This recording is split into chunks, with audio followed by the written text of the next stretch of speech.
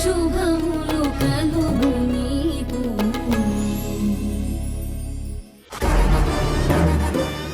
చరణ్ గురించి నాకు పూర్తిగా తెలుసు. అతను ఎలాంటి నిర్ణయమైనా వారాహిని ఖచ్చితంగా అడుగుతాడు. తను చెప్పేదాన్ని బట్టే తను రియాక్ట్ అవుతాడు. అదే గనక నిజమైతే నేనూరుకొను రేఖ. వారాహిని జీవితంలో నవ్వకుండా చేస్తా.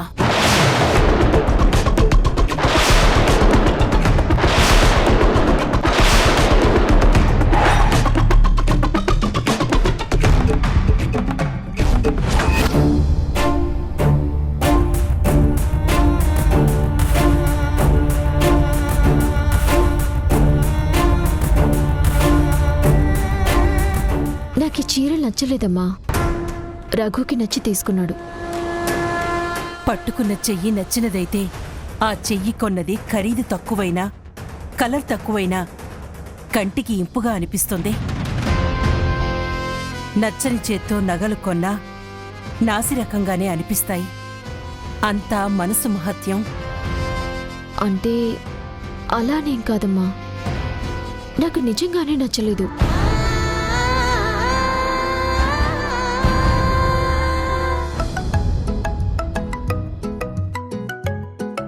పిన్ని పిన్ని మళ్ళీ ఏమైనా తెలిసిందా? తెలిసిందమ్మా. చాలా గొప్ప విషయం తెలిసింది. ఏమైంది పిన్ని? చరణ్ రేఖతో పెళ్ళొద్దు అన్నాడంట. ఏంటి, నిజమా? దీనికి కారణం ఎవరో నీకు తెలుసా? ఎవరు? అదే నీ పెద్ద కూతురు.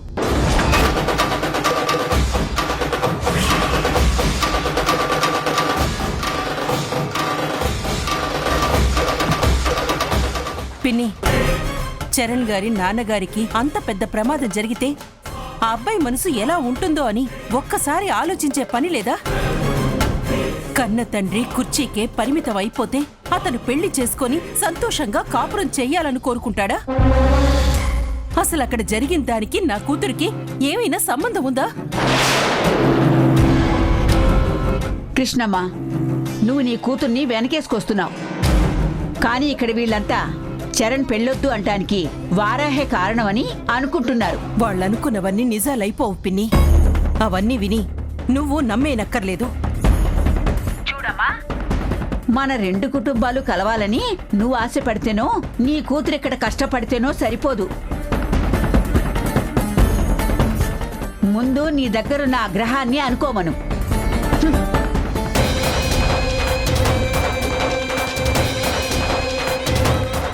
ఏంటమ్మా, చరణ్ గారి పెళ్ళెత్తనటానికి నేనే కారణం అంటున్నారా?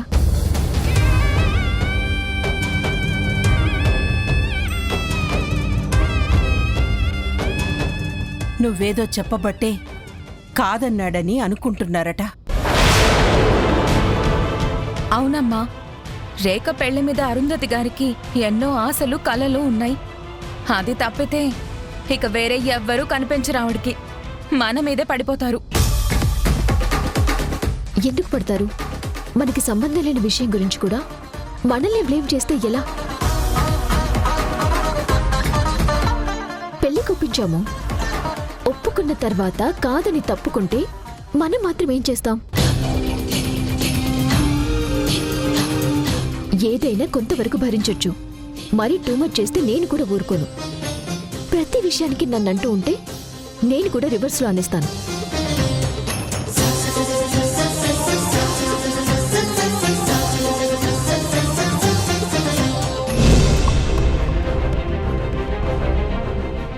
హాసినిని విక్కీని ఎంగేజ్మెంట్లో క్లోజ్గా చూశాక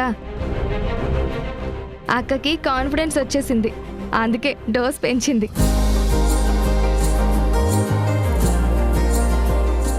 సరే, ఇవన్నీ లోపల పెట్టండి. సరే అమ్మా.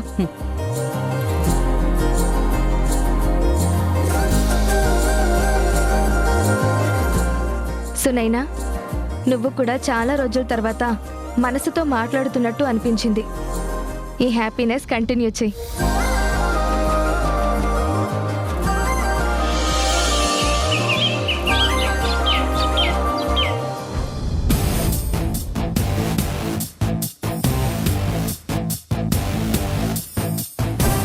నేను వాళ్ళకి మెయిల్ చేయమని చెప్తాను. అమ్మ రేఖ, అమ్మా ఇలారా.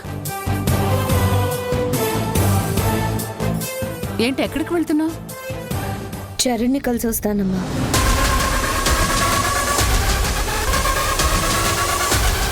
అతని దగ్గరగా? ఏ వెళ్ళొద్దామా? అది కాదు, తను మన మీద ఇంట్రెస్ట్ చూపించట్లేదు కదా. అయితే నిన్ను చీకొట్టిన మనిషి దగ్గరికి మళ్ళీ వెళ్ళటం అవసరమా అంటుంది అమ్మ. అతను నన్ను చీకొట్టాడు, నేను అతన్ని చెయ్యి అనుకోలేదు కదా.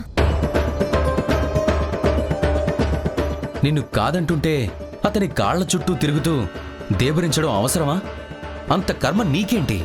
చిన్నప్పుడు నువ్వు నన్ను బాగా ఏడిపించేవాడివి, చీ కొట్టి తరిమేసేవాడివి, నీ బొమ్మలు కూడా ముట్టుకొనిచ్చేవాడివి కాదు కదా. అయినా నేను నిన్ను వదులుకోలేదు కదా వెక్కి. నీ వెంట తిరుగుతూ పెరిగాను. ఏ అన్ను కోరులు ప్రేమించిన వాడి కోరులా? అమ్మా, నేనిప్పుడు చరణ్ని వదిలేశానంటే ఆ వారాహి పట్టుకుంటుందమ్మా. నేనెప్పుడెప్పుడు చరణ్కి దూరం అవుతానా అని ఈలోపు తను దగ్గర అయిపోదామని చూస్తుందమ్మా వారాహి. నేను చరణ్ వదులుకోవడానికి సిద్ధంగా లేను. ఏం జరిగినా సరే చరణ్ నాకు కావాల్సిందే.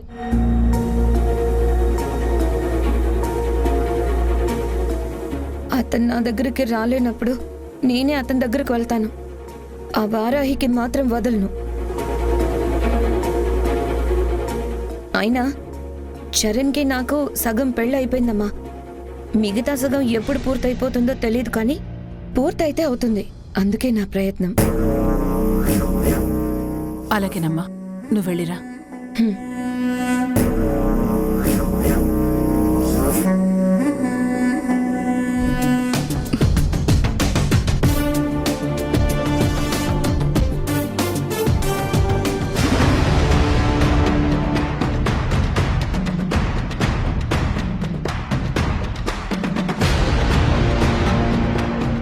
అమ్మా, నేనిప్పుడు చరణ్ని వదిలేశానంటే ఆ వారాహి పట్టుకుంటుందమ్మా.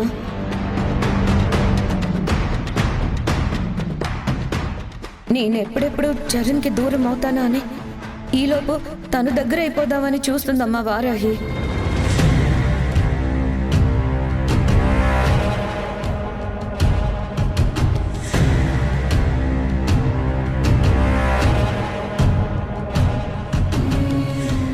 ఏంటి అలా ఉన్నావు? ఎలా ఉన్నాను? ఏదో తీవ్రంగా ఆలోచిస్తున్నావు. మనుషులు ఎందుకు ఇలా ఆలోచిస్తారా అని. అర్థం కాలేదు. దేని గురించి మాట్లాడుతున్నావు? ఇప్పుడు హాల్లో జరిగిన దాని గురించి. ఓ, నువ్వు చూసావా? నేను అదే చెప్తున్నాను. రేఖ వినట్లేదు. మళ్ళీ అతని దగ్గరికి వెళ్తానంటుంది. నేను మాట్లాడుతుంది రేఖ చరణ్ని కలవడం గురించి కాదు. ఆ మ్యాటర్లో కూడా మా ఇంటి వాళ్ళని ఇన్వాల్వ్ చేయడం గురించి. ఇలా ప్రతి విషయంలో ప్రతి టాపిక్లో మా వాళ్ళని ఎందుకు ఇంక్లూడ్ చేస్తూ మాట్లాడడం? రేఖ చరణ్ గారినే చేసుకోవాలని పట్టుదలగా ఉంది. ఓకే, అత్తయ్య గారు కూడా రేఖకే చాలా సపోర్ట్ చేస్తున్నారు. అది కూడా ఓకే. కానీ ఇలా మాటి మాటికి మా వాళ్లతో ఉన్న శత్రుత్వాన్ని గుర్తు చేసుకుంటూ ఏం జరిగినా వాళ్ళ ఇన్వాల్వ్మెంట్ ఉండుంటుందని ఊహించుకోవడం వల్ల గొడవలు జరుగుతాయి కదా. అవును, జరుగుతాయి. దానివల్ల ఇంట్లో ఎవరికి మనశ్శాంతి ఉండదు కదా. ఉండదు. అయితే నన్నేం చేయమంటావు?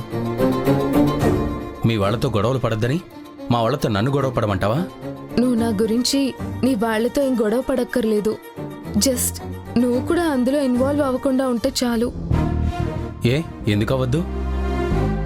ఎందుకంటే ఒకరికొకరు తోడైతే మాటలు పెరుగుతాయి, గొడవలు పెద్దవవుతాయి. నాకు నీతో కలిసి సరదాగా సంతోషంగా ఉండాలనుంది.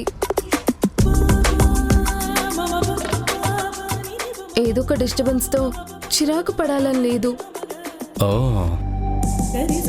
ఓయ్ లొట్టి, నువ్వు ఆ గొడవల్లో ఇన్వాల్వ్ అవ్వకుండా ఉంటావా ప్లీజ్? ఓకే, ఇన్వాల్వ్ అవ్వను. Thank you Lotti. ఇంకా ఏం చేయాలి పొట్టి? ఏం కావాలన్నా చేస్తావా? ఏమో చేస్తానేమో.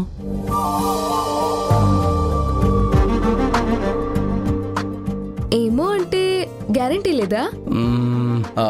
గ్యారంటీ అనేది నువ్వు అడిగే దాన్ని బట్టి ఉంటుంది. అవునా? అయితే ఓకే. ఏ పొట్టి, ఎక్కడికి పోతున్నావు? ఆ, నాకు కావాల్సినప్పుడు అడుగుతానులే. ఏ పొట్టి పొట్టి పొట్టి పొట్టి ఛ, వెళ్ళిపోయింది.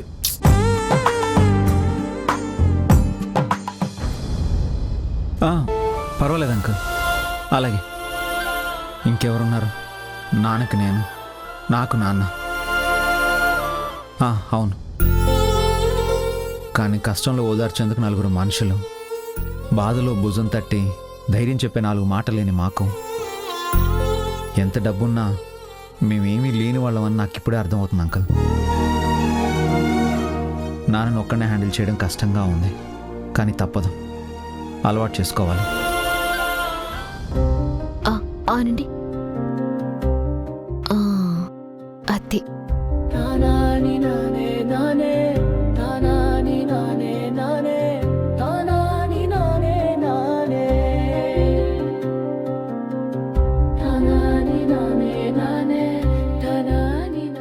మీరేం కంగారు పడకండి, మీకు త్వరలోనే నయమైపోతుంది. మీరు చక్కగా ఇదివరకట్లా నడవటం కాదు, పరిగెత్తిస్తారు. ఇంకొంచెం తాగండి, ఇదే లాస్ట్. వరాహి, వరాహి, ఈ పూటకి మీ బ్రేక్ఫాస్ట్ అయిపోయింది. వరాహి, నువ్వు ఇప్పుడు వచ్చావు? వచ్చి 1/2 గంట అయింది. నువ్వు వచ్చి 1/2 గంట అయిందా? నాకు తెలియలేదు.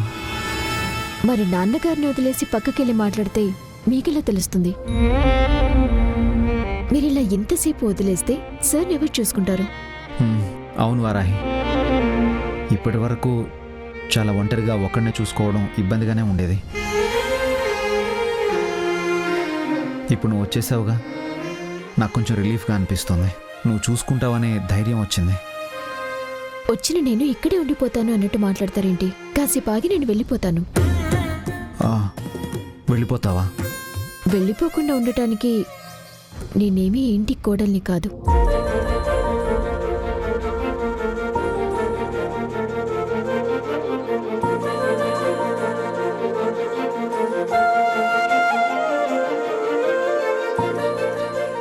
మీరు చెప్పేది నిజమే. మీరొక్కరే సార్ని చూసుకోవాలంటే చాలా కష్టం. ఇలాంటి టైంలో మీకు ఖచ్చితంగా ఓ తోడు అవసరం.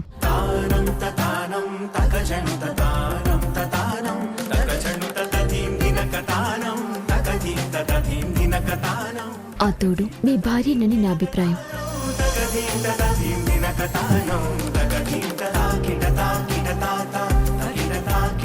మీరు పెళ్లి వద్దన్నారని నాకు తెలిసింది.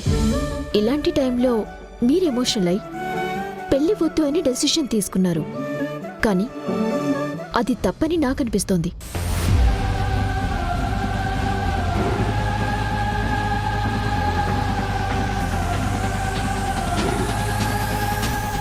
ఇలాంటప్పుడు ఎమోషనల్గా డెసిషన్ తీసుకోవడం కంటే ఆ సర్కిల్ నుంచి బయటకొచ్చి నిర్ణయాలు తీసుకోవటమే కరెక్ట్ అనుకుంటాను.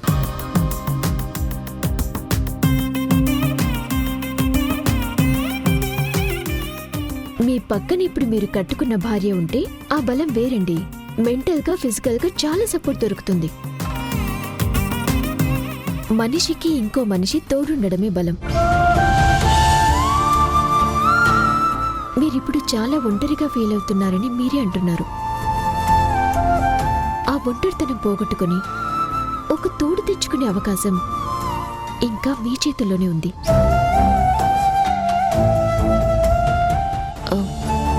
ఏం సార్, నేను చెప్తుంది కరెక్టే కదా?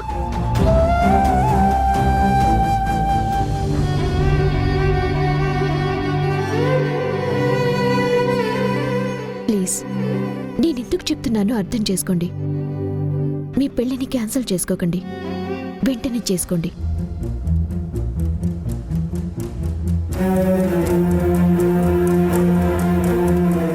నాకు మా నాన్నకంటే ఏది ఎక్కువ కాదు వారాహి. ఆయనకిప్పుడు కొడుగ్గా నేను ఇవ్వాల్సింది మనశ్శాంతిని, సంతోషాన్ని. నువ్వు చెప్తున్న పెళ్లి చేసుకోవడం ద్వారా ఆ సంతోషాన్ని, ఆ మనశ్శాంతిని నేను ఆయనకి ఇవ్వలేను. ఎందుకంటే మొదటి నుంచి ఆయనకి ఎవరంటే ఇష్టమో, ఎవరంటే ఇష్టం లేదో నాకు బాగా తెలుసు. ఇష్టం లేని మనుషులతో సంబంధం కలుపుకునేంత బలహీనమైన స్థితిలో మీ నాన్నగారు ఎప్పుడూ లేరు. ఆయన ఎంతో కొంత యాక్సెప్ట్ చేయబట్టే ఆ సంబంధానికి ఓకే చెప్పారు. ఆయన ఏం చెప్పారో నేనేం చేశానో మా ఇద్దరికి మాత్రమే తెలుసు వారాహి.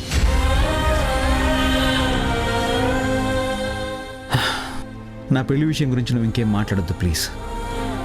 సరే, మీ ఇష్టం. నేను బయలుదేరుతాను. వెళ్ళొస్తాను సార్. వారాహి ప్లీజ్ కాసేపు ఉంటావా?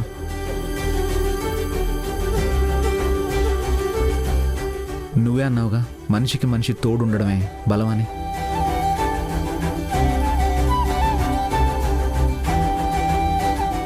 నువ్వు వెళ్ళిపోతే నా బలం మొత్తం పోయినట్టు అనిపిస్తుంది, నా ధైర్యం మొత్తం పోయినట్టు అనిపిస్తుంది.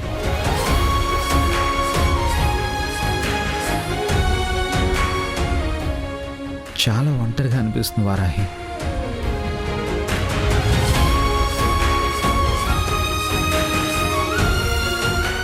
ప్లీజ్ కాసేపు ఉండు.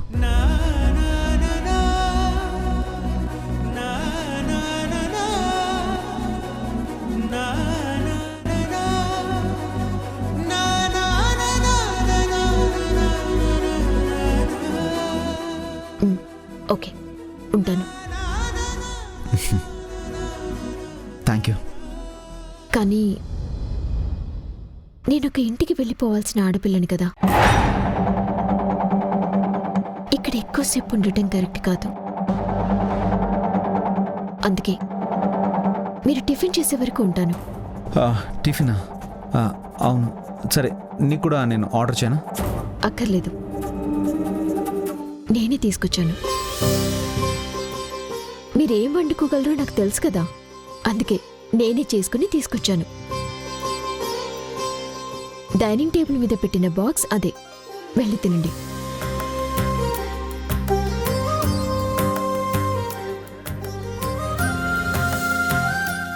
హే ఇడ్లీ.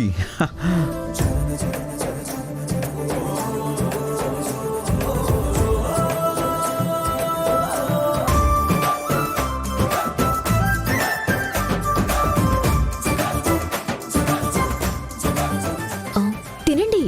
అలాగే.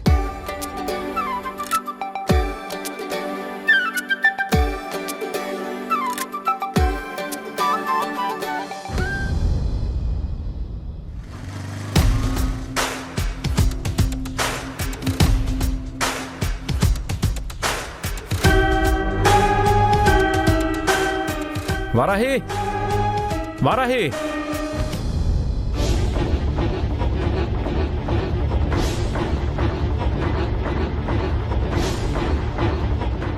అత్తయ్య గారు. అక్క, రఘు గారు వచ్చినట్టున్నారు. ఏ ఆగు, నాకు వినపడలేదనుకుంటున్నావా? మరి చూడు, వారాహి అక్కకి నిజానికి రఘు అంటే అస్సలు ఇష్టం లేదు. కానీ హాసిని కోసం త్యాగం చేసి పెళ్లి చేసుకుంటోంది. దాన్ని ఈ రఘు అడ్వాంటేజ్గా తీసుకుని అక్కని ఆడిస్తున్నాడు. సునైనా, కళ్యాణి. అందుకే అతన్ని మనం ఆడించాలి. పిలవని, అమ్మ ఎలాగో స్నానం చేస్తుంది కదా, కాసేపటి వరకు ఎవ్వరూ పలకరు. దెబ్బకి చిరాకొచ్చి ఇక్కడి నుంచి వెళ్ళిపోతాడు. ఎవరు పలకరేంటి?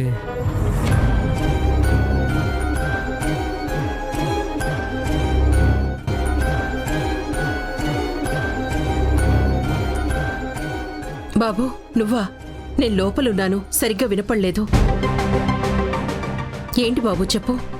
అదే అత్తయ్య గారు, నిన్న వారాహి నేను వెళ్ళి తనకి శారీస్ తీసుకొచ్చాం కదా, అవి మీకు నచ్చాయా? పర్వాలేదు బాబు. అదేంటి అత్తయ్య గారు, పర్వాలేదని అలా మూతి విరిచేశారు? అంటే మీకు నచ్చలేదా? అదేం లేదు బాబు. లేదు లేదు, మీరు మొహాట పడకుండా చెప్పండి. మీకు ఆ శారీస్ అన్నీ నచ్చాయా లేదా? అంటే బాబు, మేము 20 ఏళ్ల నుంచి చీరల బిజినెస్లో ఉన్నాం. దాంతో మాకు ఏ చీరైనా కంటితో చూస్తే క్వాలిటీ తెలిసిపోతుంది. అందుకే క్వాలిటీ తక్కువ చీరలు మేమెప్పుడూ తీసుకోము. అవి మంచి కాస్ట్లీ చీరలే అండి. క్వాలిటీకి రేటుకి సంబంధం ఉండదు బాబు. సరే, ఓసారి వారాహిని పిలవండి. వారాహి లేదు బాబు, చరణ్ గారింటికి వెళ్ళింది.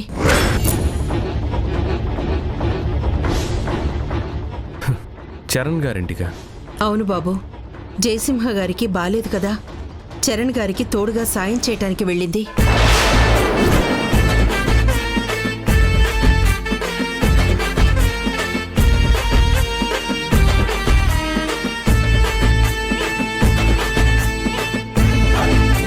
నేనొచ్చి చాలాసేపు అయింది, ఇంక నేను బయలుదేరుతాను.